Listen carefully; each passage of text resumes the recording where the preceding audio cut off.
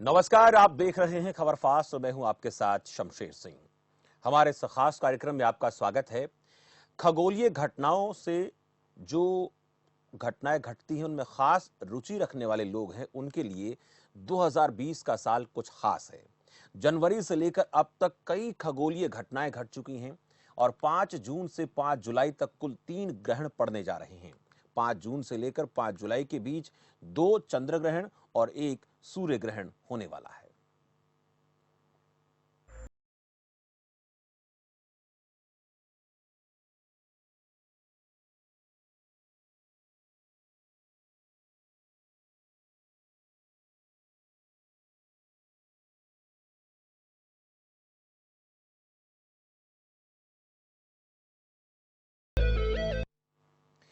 अगर जून के महीने की बात करें तो 5 जून को चंद्र ग्रहण और 21 जून को सूर्य ग्रहण, जो कि दुर्लभ खगोलीय घटनाएं हैं। एक चंद्र ग्रहण इसी साल जनवरी में बीत चुका है। चंद्र ग्रहण को सामान्य तौर पर और टेलीस्कोप के जरिए भी देखा जा सकेगा। वह सूर्य ग्रहण देखने के लिए टेलीस्कोप की मदद भी ले सकते हैं। सूर्य ग्रहण को कभी भी सामान्य आंखों से नहीं देखना चाहिए, क्योंकि इससे हमें आंखों में दिक्कत हो सकती है। वाकई में जून का महीना बड़ा दिलचस्प रहने वाला है, और खासकर उन लोगों के लिए जो ब्रह्मांड में होने वाली घटनाओं में दिलचस्पी रखते हैं। वही धार्मिक मान्यताओं के हिसाब से किसी भी ग्रहण को लाभदायक नहीं माना जाता है। लोग ग्रहण के प्रभाव से बचने के लिए कई तरह के उपाय करते हैं, और आज इसी बात पर हम चर्चा करने वाले हैं कि ग्रहण की घटनाएं पृथ्वी पर कितना असर डालती हैं और क्या इन घटनाओं को हमें सामान्य समझना चाहिए। चर्चा शुरू करने से पहले आपको ग्राफिक्स के जरिए हम दिखा देते हैं कि अक्सर जो चंद्र ग्रहण और सूर्य ग्रहण जो लगते हैं, उनके लगने की प्रक्रिया क्या है और किस तरह से लगते हैं, और इस साल जो बाकी समय बचा है इसमें किस प्रकार के सूर्य ग्रहण चंद्र ग्रहण लगेंगे, वो आपको दिखाएंगे। लेकिन उससे पहले हम थोड़ी चर्चा शुरू कर लेते हैं। हमारे साथ हिंदुस्तान के एक ऐसे, मैं कहूं कि बुद्धिमान और जो ब्रह्मांड के बारे में बहुत ज्यादा जानकारी रखने वाले और जिनके नाम से सब वाकिफ हैं, कौटिल्य पंडित हैं। आप सब उनके नाम से वाकिफ हैं, सीधे हमारे साथ जुड़ चुके हैं। कौटिल्य, बहुत बहुत स्वागत है आपका खबर फास्ट पर। Thank you Shamsher sir. तो मेरे को भी इट्स ग्रेट ऑनर, क्योंकि आपसे बात करने का मौका मिल रहा है। एंड इट्स ग्रेट ऑडियंस और सभी जितने भी लोग हैं जो अभी हमको सुन रहे हैं, तो all of them thank you very much ji. और हमारे साथ पंडित तेजस्वी हैं, जो ज्योतिष के बारे में जानकारी रखते हैं। तेजस्वी जी, आपका भी बहुत बहुत स्वागत है। सभी दर्शकों को नमस्कार। संतोष जी, आपको भी बहुत बहुत नमस्कार। पहले तो हम कौटिल्य आपसे बात करना चाहेंगे। आपको भी एस्ट्रोलॉजी में बहुत ज्यादा रुचि है और आपसे कई बार इस बात को लेकर हम चर्चा आपसे कर चुके हैं, हम जानते हैं। एस्ट्रोलॉजी नहीं, हाँ, लेकिन मेरे को एस्ट्रोनॉमी के अंदर बहुत ही ज्यादा I have keen interest in astronomy. Ji. Yes, of course, and I love space science, and I like to more and more endeavor and engross in it. जी। तो आज जो घटना घटित होने वाली है, और ये इस साल में दूसरी बार चंद्र ग्रहण होने वाला है। इस साल 4 चंद्र ग्रहण होंगे और उसके बाद सूर्य ग्रहण भी रहेगा इसी महीने में। तो ये जो खगोलीय घटनाएं घटती हैं, इनको आप किस नजर से देखते हैं? लोगों को इनको कैसे समझना चाहिए? तो एक्चुअली जैसे कि it's talk about solar Eclipse, तो इनके अंदर जो हमको बच के रहना चाहिए, क्योंकि ये बात ऐसा नहीं है कि ये अंधविश्वास है, but actually the reason penumbra and umbra, जहाँ पेनम्ब्रा होता है वहीं मतलब जो शैडो पड़ती है, जहाँ ज्यादा पावरफुल होती है, तो there is very intense chances of highly powerful radiation. तो हमको उसे प्रोहिबिट करना चाहिए और अपने घर के अंदर रहना चाहिए, क्योंकि उसकी वजह से हमारी आंखों को, हमारी बॉडी पर काफी सारे असर पड़ सकते हैं। अगर हम बात चंद्र ग्रहण की करते हैं, लूनर एक्लिप्स, तो लूनर एक्लिप्स के अंदर भी काफी सारी इंफ्रारेड रेडिएशन के एमिट होने के चांसेस बढ़ जाते हैं। तो ऑफ कोर्स दिस इज एक साइंटिफिक वे, और अगर आप ज्योतिष की तरीके से भी देखें तो ज्योतिष इज अ साइंस, और साइंस के अकॉर्डिंग भी so it's not good for human, क्योंकि जो ह्यूमन की आईज है तो they are not that much very like powerful too, they're not less sensitive, and they sense all of these kind of things, and these are very much harmful and precocious for all kind of human eyes and even animals. अच्छा, जैसे आपने कहा कि हमको इन्हें इस तरीके से भी समझना चाहिए कि केवल ये हमारे ज्योतिष के लिहाज से लोगों के अंदर एक भ्रम फैला हुआ है। लोग ज्योतिष को अलग तरीके से देखते हैं, अंधविश्वास इसको समझने लगते हैं। तो क्या वाकई में इसको अंधविश्वास से समझना चाहिए या फिर इस प्रकार की ऐसी कोई बात नहीं है, ये वाकई में बहुत ज्यादा साइंटिफिक है, जैसे आप लगातार इसको लेकर बात कर रहे हैं? नहीं, actually Jyotish is a great science. If we talk about in Vedas, so Jyotish is a great part of it, because actually अगर हम देखें तो ये काफी तरह के सांकेतिक भी बोल सकते हैं, या इसके इफेक्ट बहुत ज्यादा होते हैं, कि जैसे if you talk about eclipses, तो एक्लिप्सिस का बहुत ह्यूमन लाइफ के अंदर काफी ज्यादा फर्क पड़ता है, इन प्लांट्स को भी बहुत ज्यादा इफेक्ट करते हैं। और ऐसी ये सारी मतलब जो ग्रेविटेशनल, इलेक्ट्रोमैग्नेटिक और इस टाइप की वेव्स की जो बहुत सारी इंटरैक्शंस होते हैं, तो ज्योतिष उन सभी को बताता है, and it's really scientific in my meaning. ठीक है तेजस्वी जी, आपसे पूछना चाहेंगे कि जो चंद्र ग्रहण आज होने वाला है, देर रात की बात हम कर रहे हैं, और इसके साथ साथ उसके बाद थोड़े समय बाद सूर्य ग्रहण होगा, और लगभग 1 महीने के दौरान ये 3 घटनाएं घटित होने वाली हैं। तो आप इनको अगर हम आपके नजरिए से समझना चाहें, कितना इन चीजों का प्रभाव पड़ता है आम आदमी पर, और जो लोग इसको कहीं ना कहीं धार्मिक मान्यताओं से भी जोड़ लेते हैं, तो क्या वाकई में इनको धर्म के लिहाज से समझना चाहिए, या फिर ये खगोलीय घटनाएं घटती हैं, इनको हमें इस तरीके से समझना चाहिए कि खगोल में जो घटता है, घटित होता है, उसका हमारे ऊपर असर पड़ता ही पड़ता है, उसको धर्म से ना जोड़ा जाए? तेजस्वी जी।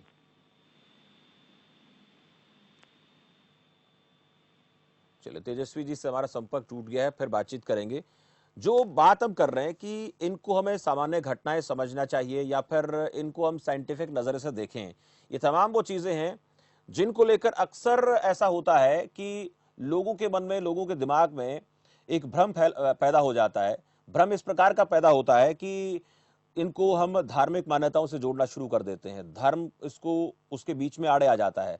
लेकिन जिस तरह से एस्ट्रोलॉजी के लिहाज से हम बात कर रहे हैं, और इसके साथ साथ जो ग्रहण लगते हैं उनका हमारे जीवन पर असर पड़ता ही पड़ता है, इसको हम इस तरीके से लें, क्योंकि अगर जब भी कोई ब्रह्मांड में घटना घटित होती है तो ब्रह्मांड में पृथ्वी भी उसका एक अंश है, उसका एक हिस्सा है, और उस हिस्से को हम, छोटा सा हिस्सा इसको हम कहेंगे, ब्रह्मांड में इतने सारे जो है बहुत से ग्रह हैं, नक्षत्र हैं, बहुत सारे ब्रह्मांड में तारे हैं, सूर्य हैं। कौटिल्य, देखिए, एक बड़ा ही इसके पीछे वैज्ञानिक फैक्ट भी मैं कहूंगा सही रहेगा कि हम ये मानकर चल रहे हैं कि पृथ्वी के अलावा भी दूसरे ग्रहों पर जीवन संभव है और हो सकता है कि इस ब्रह्मांड में इतने सारे तारे इतने। I even believe in there are a lot of stories that there are millions and billions of planets, because actually Earth Kautilya, एक बात आपसे हम चाहेंगे कि इस वक्त जो दर्शक हमें देख रहे हैं, आप भी जानते हैं कि ज्यादातर लोग जो है हिंदी को समझने वाले लोग हैं, और हिंदी चैनल के लिहाज से हम बात कर रहे हैं, तो हम चाहेंगे कि आप इस चीज को लोगों को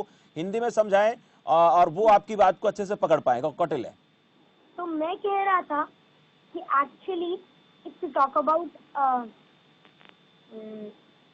क्या आप अपने क्वेश्चन को रिपीट कर सकते हैं? जैसे हम मानकर चल रहे हैं कि ब्रह्मांड में कितने सारे सूर्य हैं, कितने सारे तारे हैं, उन पर भी जीवन संभव, ऐसा हो सकता है और ऐसा होगा भी, क्योंकि केवल एक सूर्य का ग्रह हमारा पृथ्वी, उसके ऊपर जीवन है, तमाम और जगहों पर भी हो सकता है, तो इसका असर पड़ता है। हाँ, there are lot of chances of, क्योंकि बहुत सारे चांसेस हैं कि और जगह भी लाइफ पॉसिबल है, सस्टेनेबल।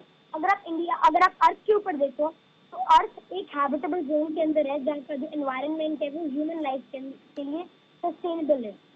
लेकिन अगर आप वीनस भी ज्यादा दूर नहीं है, लेकिन वहाँ सल्फर डाइऑक्साइड के क्लाउड्स हैं, इसलिए वहाँ एसिड रेन में बहुत ज्यादा गर्म है। तो अगर इस टाइप की बहुत सारे प्लैनेट्स होते हैं जो हैबिटेबल जोन के अंदर है, और वहाँ बहुत ज्यादा चांसेस है लाइफ के लिए। चांसेस मार्स पर भी लाइफ के लिए है, क्योंकि जैसे कि अभी हमने कुछ साल पहले जब हमारा जो चंद्रयान भी गया था मून के ऊपर, तो उसने भी देखा कि मून के ऊपर वाटर है, और उसके अलावा मार्स के ऊपर भी देखा जा चुका है कि पोलराइज कैप्स है वहाँ। पोलराइज कैप्स का मतलब वहाँ पानी भी हो सकता है, and there are lot chances of life. ऐसे ही यूरोपा जो एक प्लैनेट है, Europa is the moon of Jupiter, तो there are lot chances of life being sustainable. बिल्कुल ऐसा संभव है, ऐसा संभव, इसमें कोई संदेह नहीं है। डॉक्टर श्रीकांत एस्ट्रोलॉजर वो भी हमारे साथ जुड़े हुए हैं। श्रीकांत जी, स्वागत है आपका खबर फास्ट में। जी जी नमस्कार सर, बताएं कैसे हैं आप और आपके दर्शक। बहुत बढ़िया, सब कुछ ठीक है सर श्रीकांत जी। और आज जिस तरह से चंद्र ग्रहण को लेकर केवल हम चंद्र ग्रहण की बात नहीं कर रहे हैं, ये जो खगोलीय जी घटनाएं घट रही हैं और खासकर जी इस एक महीने के दौरान कई सारी चीजें घटित होंगी। चंद्र ग्रहण होगा 2 बार, एक बार सूर्य जी ग्रहण होगा। तो आप ज्योतिष की नजर से देखें, क्या लोगों को जी समझना चाहिए और जो मिथ्या लोगों के अंदर एक भ्रम चला जाता है उसको कैसे दूर किया जाना चाहिए। हमारा मकसद ये भी है कि इन चीजों को वैज्ञानिक नजरिए से भी देखें, लेकिन उसके साथ साथ जी हमारी धार्मिक मान्यताएं उनका भी लोग पालन तो करें, इसमें संदेह नहीं है, लेकिन वो भ्रम में ना रहे, किसी प्रकार का अंधविश्वास जो उनके दिमाग में है, वो ना रहे। आप उसको कैसे समझाएंगे? देखिए, सबसे पहले तो मैं ये बात क्लियर कर देना चाहता हूँ कि ज्योतिष अपने आप में एक बहुत बड़ी डीप साइंस है जी।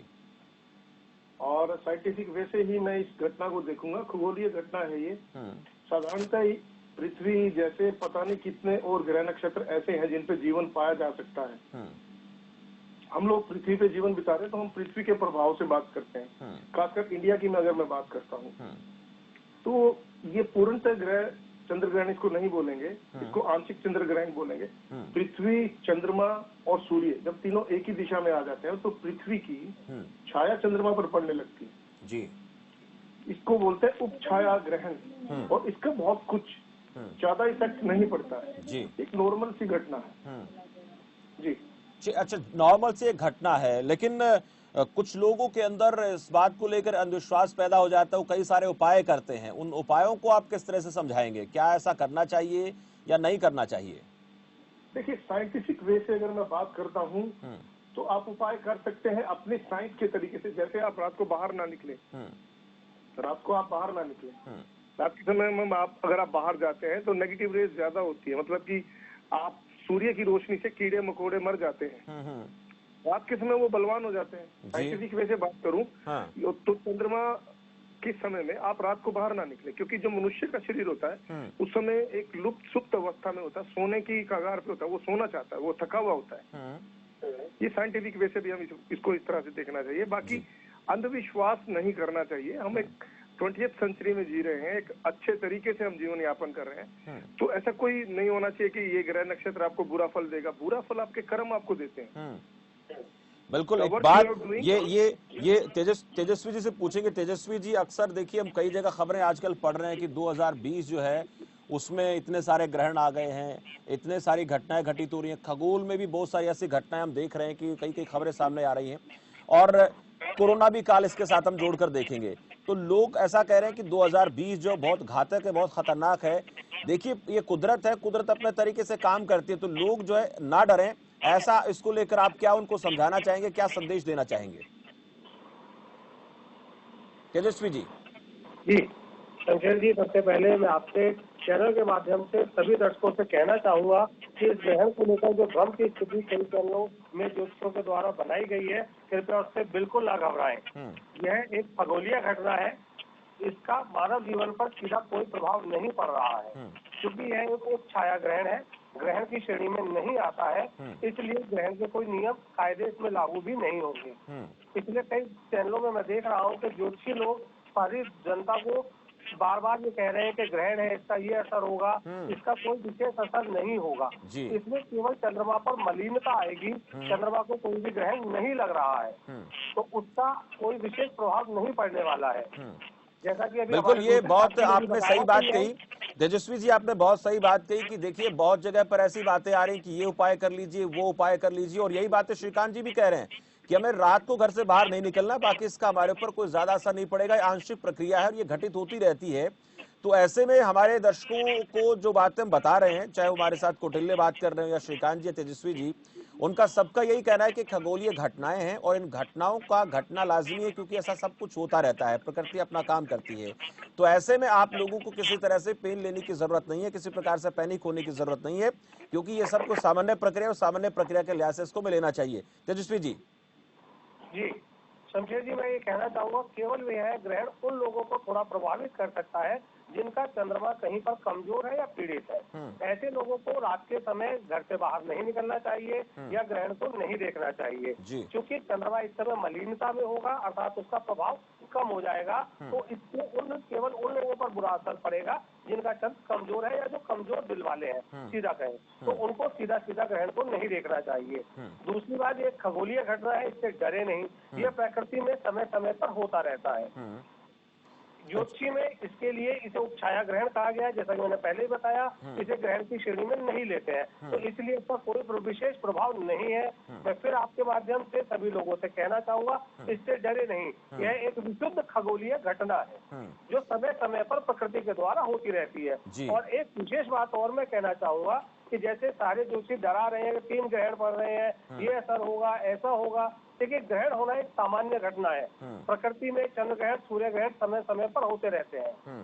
तो सूर्य ग्रहण का विशेष प्रभाव इस वर्ष देखने को मिलेगा। दोनों चंद्र ग्रहणों का कोई प्रभाव मानव जीवन पर सीधा सीधा नहीं पड़ रहा है। अच्छा, ये जो सूर्य ग्रहण होने वाला है इस महीने में 21 तारीख को जो होने वाला है सूर्य ग्रहण, यानी उसका कोई असर पड़ सकता है, उसकी कोई ऐसी चीजें घटित हो सकती हैं जिससे कहीं ना कहीं हमें सावधान रहने की जरूरत है?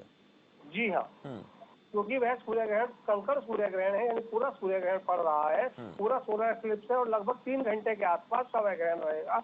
उसका वैश्विक पटल पर एवं मानव जीवन पर सीधा प्रभाव पड़ेगा। चलिए, कौटिल्य कुछ कहना चाह रहे थे। कौटिल्य, जो सूर्य ग्रहण को लेकर बात हो रही है, और अक्सर देखिए एक चीज और मैं बताऊंगा कि अक्सर कई लोग ऐसी ऐसी बातें कर देते हैं, मीडिया में ऐसी खबरें आती हैं कि सूर्य ग्रहण पड़ रहा है, चंद्र ग्रहण पड़ रहा है, ये जो दुनिया के तमाम देश हैं उन देशों के बीच तनाव का कारण बनेगा, जंग छिड़ सकती है, ऐसी ऐसी बातें निकल कर आती हैं। और हम ये चाहते हैं लोगों के अंदर जो इस प्रकार का डर कोई बना देता है, डर बैठा देता है, उस डर को खत्म किया जाना चाहिए। कौटिल्य, मैं यही कहना चाह रहा था कि एक्चुअली सोलर एक्लिप्स के अंदर there are lot of chances of vibrations and different kind of electromagnetic radiations और जो वीक इंफ्रारेड रेज है वे भी हो जाती हैं, वे भी एक्सर्ट और एमिट होती है। इसलिए हमको जो सोलर एक्लिप्स होती है दैट्स मोर इफेक्टिव, क्योंकि उसका जो पेनिम्ब्रा का एरिया है वो भी ज्यादा होता है और उसका जो डायरेक्ट इफेक्ट है that's even more harmful if compared to lunar eclipse. और जो पंडित जी ने कहा, I firmly agree with that.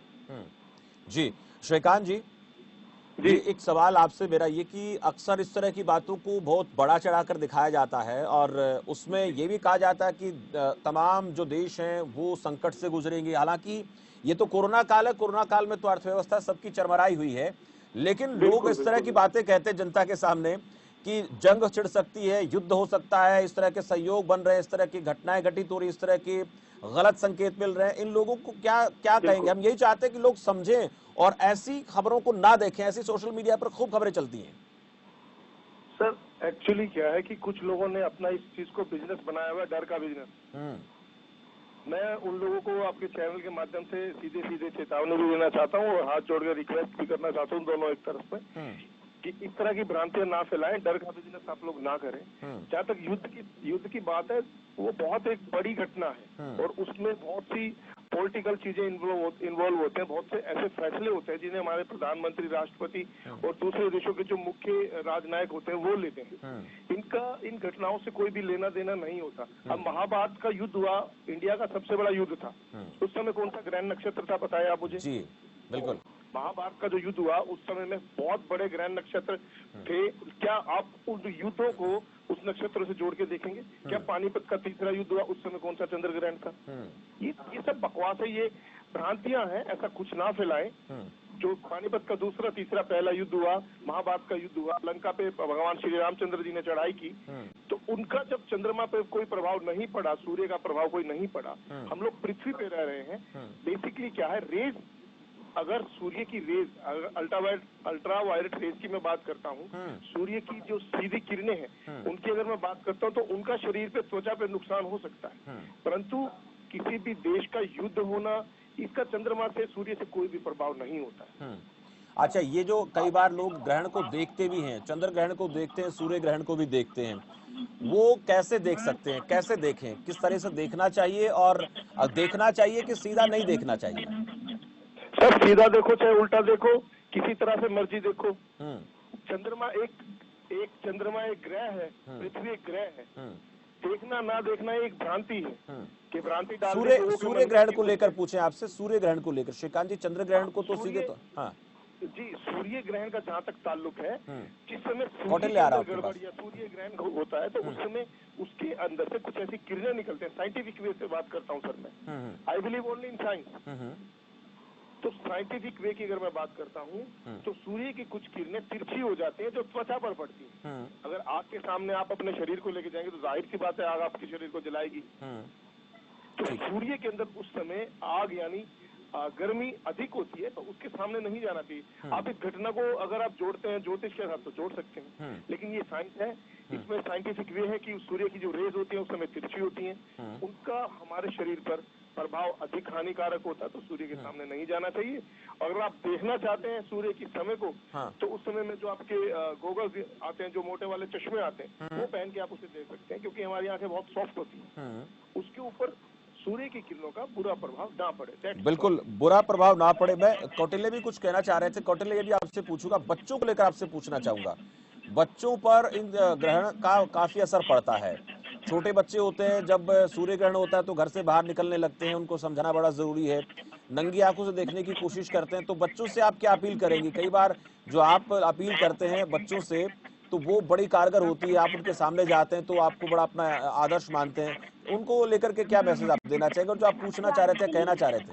हाँ, सभी बच्चों को मैं यही कहना चाहूंगा कि आपको एक्चुअली फर्स्ट ऑफ ऑल आपको सूर्य ग्रहण या चंद्र ग्रहण को समझना चाहिए, व्हाट इज इक्लिप्स, और इसकी जो हाउ इज इट, ये आपको एडवर्सली कैसे इफेक्ट करता है, आप पे बुरे तरीके से कैसे इफेक्ट करता है। अगर किसी भी बच्चे को पता चल जाएगा, मतलब इसकी अंडरस्टैंड के इट्स हार्मफुल फॉर हेल्थ, फिर कभी भी बच्चे के अंदर इतना, हर बच्चे के अंदर जो समझ जाते हैं इन चीजों को, तो उसको हमेशा इतना नॉलेज होता है कि क्या, अगर उसको पता है कि ये सही है ये गलत, फिर वो कभी भी इस टाइप की कोई भी हरकत नहीं करेगा। ही विल ऑफ कोर्स, वो अपनी बॉडी की सेफ्टी के लिए, क्योंकि हमको सबसे पहले बताना पड़ेगा कि ये आपकी बॉडी के लिए अच्छे नहीं है, और इस टाइप की rays, ultraviolet, infrared, semi infrared, gamma और गामा बीटा बहुत कम, और न्यूट्रिनो, एंटी न्यूट्रिनो, और ये सारे पार्टिकल्स एमिट होते हैं बहुत ही बड़े स्केल पर। और इनकी जैसे सन में भी थोड़ी देर पहले आगे सूर्य की रेस तिरछी होती है, उसकी वजह से इनकी इंटेंसिटी है जो वो एटमॉस्फेयर उनको एब्जॉर्ब करता है, वो हमारे लिए घातक हो जाती है। इसलिए वो डायरेक्ट पड़ती है, और फिर यूवी और इंफ्रारेड हमारी बॉडी को नुकसान करती है। गामा बीटा और साथ में एंटी न्यूट्रिनो और न्यूट्रिनो जो हमारी जो डायरेक्ट आंखें और साथ में हमारी पूरी बॉडी और ह्यूमन लाइफ के साथ के अंदर पेड़ों को भी इन्फेक्ट करते हैं। ठीक है तेजस्वी जी, जो कामगार लोग हैं जिनको हम अक्सर, जैसे हम गर्भवती महिलाओं को लेकर अक्सर हम बात करते हैं, और जब सूर्य ग्रहण की बात होती है, चंद्र ग्रहण की बात होती है, उनको अपने वर्क प्लेस पर जाना भी होता है, अपने घर के कामकाज करने भी होते हैं, तो उनके लिए हम बहुत सारी कुछ उनको नसीहतें देते हैं, समझाते हैं, चाहे वो चंद्र ग्रहण पड़ता हो या फिर वो सूर्य ग्रहण की बात हम करते हैं। उनको कैसे इससे बचना चाहिए, क्या समझना चाहिए? संजय जी, श्रीकांत जी ने भी जो बातें कही उनसे मैं भी सहमत हूँ कि देखिए ग्रहण एक खगोलीय घटना, इसको डरना नहीं चाहिए, इसको समझना चाहिए, इसका एक साइंटिफिक। मैं अब मुझे टीवी सेट की आवाज मुझे दोबारा से आ रही है। अब अगर किसी आप में से किसी के पास मोबाइल ऑन है या फिर टीवी चल रहा हो तो मैं चाहूंगा कि एक बार आवाज उसकी आप कम कर दें। जी श्रीकांत जी, जैसा कि आपने पूछा कि गर्भवती महिलाओं को और काम पर जाने वाले लोगों को क्या प्रिकॉशंस बरतनी चाहिए, उसके लिए मैं कहना चाहूंगा कि जो गर्भवती महिलाएं हैं, यदि संभव हो सके तो सूर्य ग्रहण के समय बाहर सूर्य की रोशनी में ना जाए, घर के अंदर रहकर कार्य करें। हमारे यहाँ ग्रहण काल में भगवत नाम का जप, अर्थात जिस भी भगवान को आप मानते हैं उनका जप करें, अधिक से अधिक संख्या में करें, ताकि सकारात्मकता आपके अंदर आ सके। चंद्र ग्रहण के समय भी ऐसा ही किया जाता है। चंद्र ग्रहण में चंद्रमा मन को शीतलता देता है, मन में मलिनता न आए, मन में विषाद न हो, मन में बुरे विचार न आए। इन सब से बचने के लिए हमारे यहाँ यह प्रक्रिया बताई गई है कि आप ग्रहण को सीधा सीधा ना देखें। एक चीज और, बहुत दान दक्षिणा को, तेजस्वी जी, दान दक्षिणा को बड़ा महत्व दिया गया है। हालांकि दान दक्षिणा हमें करनी चाहिए, गरीब लोगों को, असहाय लोगों को अपनी तरफ से मदद करनी भी चाहिए। और इस वक्त तो बहुत सारे लोग ऐसे हैं जिनके पास कामकाज नहीं है, बहुत सारे लोग ऐसे हैं जिनके घर में खाने के लिए अनाज के भी इस वक्त लाले पड़े हुए हैं। तो ऐसे ओकेजन जो आते हैं, इस प्रकार की जो समय अवधि होती है, उसमें दान दक्षिणा देने की और ज्यादा महत्व उसको उसको समझने की कोशिश की जाती है। तो ये तो हम रूटीन में वैसे भी कर सकते हैं, क्या इसको इस बात से जोड़ा जाए कि इससे कुछ फायदा होता है, या फिर ये चीजें हमें अपनी संस्कृति से मिली हुई है, उस तरीके से इसको समझना चाहिए, हमारे संस्कार है, दान तो हमें करना ही चाहिए। जी, मैं मानता हूं कि यह हमारे पूर्वजों ने एक प्रक्रिया बनाई है कि इस ग्रहण के बाद हमें दान, ताकि हमारी प्रवृत्ति अच्छी हो, सकारात्मक हो, हमारे मन में लोगों के प्रति अच्छे विचार आए। उस चीजों को लेकर शायद ये शुरू किया गया था कि दान के बाद कुछ न कुछ गरीबों को, असहायों को अवश्य दान किया जाए। तो मुझे लगता है, मेरे अनुसार यह प्रक्रिया इसी क्रम का एक हिस्सा है, ना कि इसे हम जो दूसरे दृष्टिकोण से देखें, क्योंकि एक ऐसा वर्ग भी है जो वंचित वर्ग होता था। तो हमारे पूर्वजों द्वारा एक ऐसी प्रक्रिया को बनाया गया कि जो लोग सक्षम है वो लोग उन वंचितों को इस चीज के जरिए उनको दान दे, उनकी मदद करें, ताकि वे लोग भी अपना जीवन भरण पोषण कर सकें। बिल्कुल श्रीकांत जी, इस दान दक्षिणा को शुरू इसलिए किया गया, जैसे तेजस्वी जी ने कहा कि वाकई में असहाय लोगों को, कमजोर लोगों की मदद हमें करनी चाहिए, और हमें आज तो दौर भी ऐसा है कि हम सबको करना चाहिए। लेकिन इसका कहीं ना कहीं गलत इस्तेमाल हुआ, बहुत गलत तरीके से इसको इस्तेमाल में लाया गया, और उसके बाद ये एक परंपरा बन गई। जैसे आपने शुरू में कहा कि लोगों को डरा करके, लोगों को बहला फुसला करके इस तरह की चीजें समझाई जाती हैं। आप क्या कहेंगे, ये जो परंपरा चली हमारी, इसका गलत इस्तेमाल आज हो रहा है? बिल्कुल, आपकी बात से मैं 100% सहमत हूँ सर। देखिए, कहीं ना कहीं पर कुछ पाखंडियों ने अपना पेट भरने के लिए इन खगोलीय घटनाओं को हथियार अपन की तरह इस्तेमाल किया है। कि आज चंद्र ग्रहण हो गया, आपके घर में प्रेग्नेंट लेडी है, मोस्टली देखा जाता है कि हर 100 घरों में से 20 या 30 घरों में प्रेग्नेंट लेडीज पाई जाती है। ये एक साइंटिफिक वे है। और फिर उनको कहा गया कि आपके होने वाले बेटे पे प्रभाव या बिटिया पे प्रभाव या संतान पे ऐसा प्रभाव पड़ेगा, अदरवाइज आप दान करें। तो दान आप कभी भी, किसी भी समय, किसी भी असहाय को कर सकते हैं, उसके लिए कोई समय देखना नहीं होता। अब मेरे सामने कोई व्यक्ति ऐसा आ गया जिसको कुछ पैसे की या कुछ श्रमदान की या कुछ कपड़ों की आवश्यकता, तो बेसिकली मुझे वो करने चाहिए। That is a part of human being ji. तो इसको इस चीज के साथ जोड़ना नहीं चाहिए। हाँ, जाप का जहाँ तक प्रश्न आता है, जाप आपको गायत्री महामंत्र का प्रतिदिन करना चाहिए। गायत्री मंत्र बताता है कि हमें एक बुद्धि अच्छी दीजिए, हमारी बुद्धि हुई तो हम अच्छे कर्म करेंगे, अच्छे कर्म करेंगे तो जाहिर सी बात है कि हमें बुरा फल नहीं मिलेगा, और जिससे हमारी दिनचर्या पे अच्छा असर पड़ेगा। तो जाप कभी भी कर सकते हैं, दान कभी भी कर सकते हैं। बेसिकली आप इसको अपना पाखंड ना बनाएं, इसको आप अपना बिजनेस ना बनाएं कि चंद्र ग्रहण हो गया, आप 10 दिन तक लगातार सोना चांदी कपड़े इत्यादि दान करें। ऐसा नहीं होना चाहिए। बिल्कुल। कौटिल्य ने उंगली उठाई है, वो कुछ कहना भी चाह रहे हैं, लेकिन कौटिल्य, वैज्ञानिक तरीके से इसको समझें, हमें समझना भी चाहिए, और लोगों को इसका गलत फायदा नहीं उठाना चाहिए। जैसे कि अभी हम श्रीकांत जी से बात कर रहे हो, कह रहे हैं, और हम भी यही चाहते हैं कि लोगों को इन अंधविश्वासों में नहीं फंसना चाहिए, जो सही है उसको समझना चाहिए, और यही हमारा मकसद भी है। कौटिल्य सर, एक्चुअली मैं ये कह रहा था कि देयर आर इवन चांसेस कि जैसे कि ये जो पूर्वजों ने बात कही थी, इट्स वेरी वेरी राइट, क्योंकि वैसे इसका हमको गलत मतलब नहीं निकालना चाहिए। लेकिन अगर आप देखिए, सूर्य ग्रहण के बाद there are very much possibilities कि किसी को स्किन पर एडवर्सली इफेक्ट कर जाए, और किसी के लिए मतलब किसी की बॉडी पर हार्म कर जाए, और उनको फिर इलाज के लिए पैसे की जरूरत हो।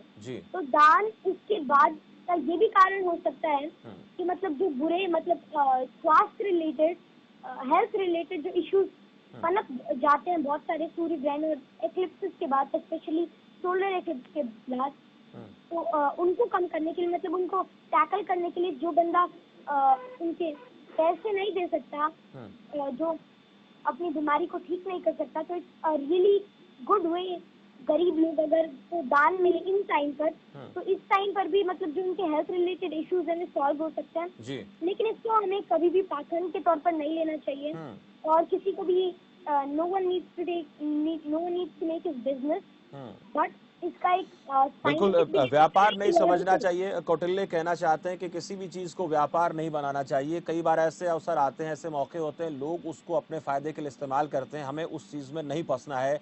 बहुत बहुत शुक्रिया कौटिल्य आपका, और इसके साथ साथ श्रीकांत जी आपका भी बहुत बहुत आभार, और तेजस्वी जी आपका भी बहुत बहुत शुक्रिया। आपका भी धन्यवाद सर, ग्रहण को आपके लेकर दर्शकों का जी, तो ग्रहण को लेकर हम चर्चा कर रहे थे।